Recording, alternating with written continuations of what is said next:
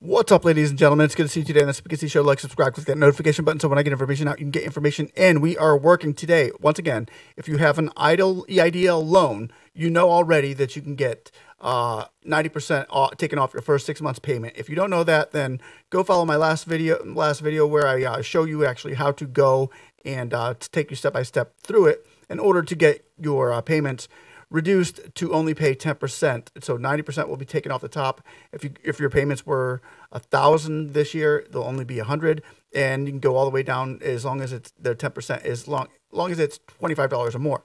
Anyway, we know that most of you do. If you don't, then congratulations, now you know. But you're still gonna have to pay interest on that, which sucks, and we're still trying to work on how we're really going to go about fighting the interest and stacking up on us the whole time.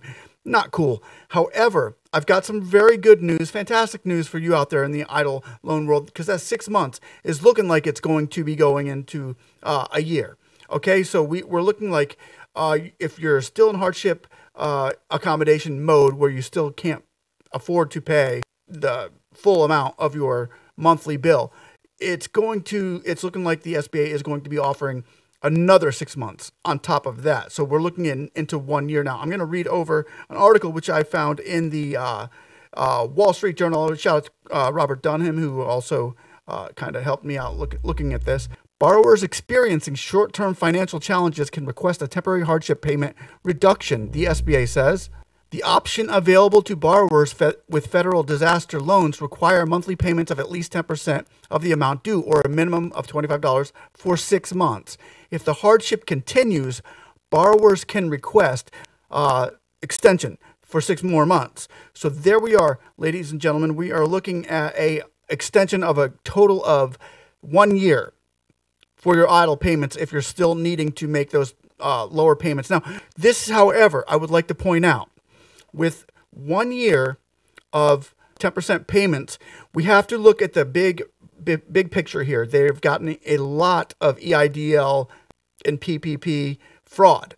There was a lot of fraud out there going on. So if they were going to defer it for another year, they would never find out who these fraudsters were. Let me show you this other paragraph, which puts kind of things into more of a perspective on where we're going here, ladies and gentlemen. So this is really good news. I'd like to encourage you all to like and subscribe. There's more to come. Okay, so this is what I just read, the options for 6 more months, which would be completely a year. Now, if we go into another paragraph, which Wall Street Journal had in their awesome article, we read, the SBA initially allowed borrowers to defer loan payments for up to 12 months, then extended the deferral period twice to a maximum of 30 months to give borrowers more time to recover from the pandemic. It decided not to allow deferral for the maximum 4 years allowed by Congress. Now, if there was 4 years maximum allowed by Congress, as it says in the Wall Street Journal, 4 years, and you've only got 20 months, that leaves another year available for deferment. So if you were looking at 6 months of accruing interest with 10% payments, you're still accruing interest, but they have, after that 6 months, which makes a total of a year, they have a total of 12 months paying 10%. Now, they do have the alternative. The SBA still has under the control to allow for another 12 months of deferral, up to a total of 4 years of deferral. So we could be looking at a years of paying of 10%, then 12-month deferral, which brings us into the 2024 elections. As Jason McElhone and I have continued to push on, if they could bring this to the forefront in 2024, we are looking like we could see some forgiveness, not only forgiveness, after we see another deferment of the EIDL loans, and after they've weeded out the fraudsters who they don't want to forgive fraudsters' loans. They want to catch these fraudsters and put them where they belong, in jail. So if they were to go ahead and 12 months of 10%, find out who's paying and who's not paying are probably going to be the ones that they're going to go look at. Well, these people aren't paying. They're not legitimate businesses. Let's go check them out. So after that is done, and we have 12 more months where they can say, okay, we're going to defer it for another 12 months, or may not. We don't know yet. We never know until they come out with the breaking news.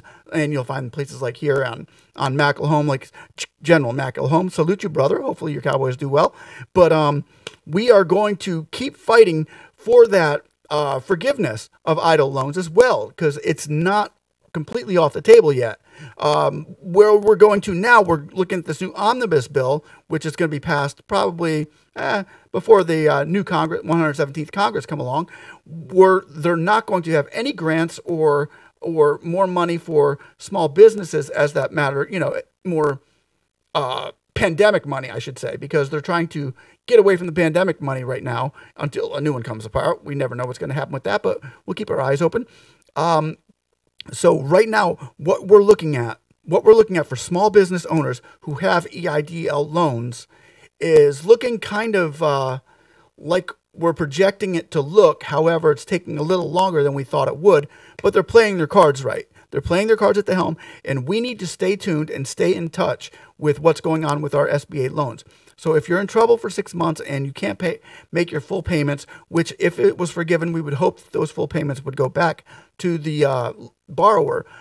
We can't make any assumptions on that yet, but we can kind of read between the lines, but only giving our opinions. We can't give you facts on that until we get them, which is going to be a while before we do.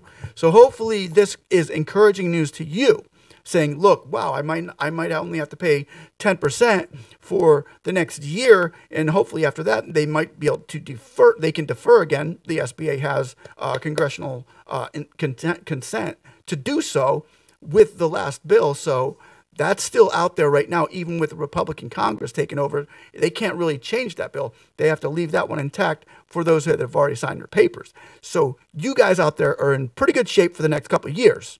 So this is really good news. Well, at least for the next year, you're in good shape, only paying 10%.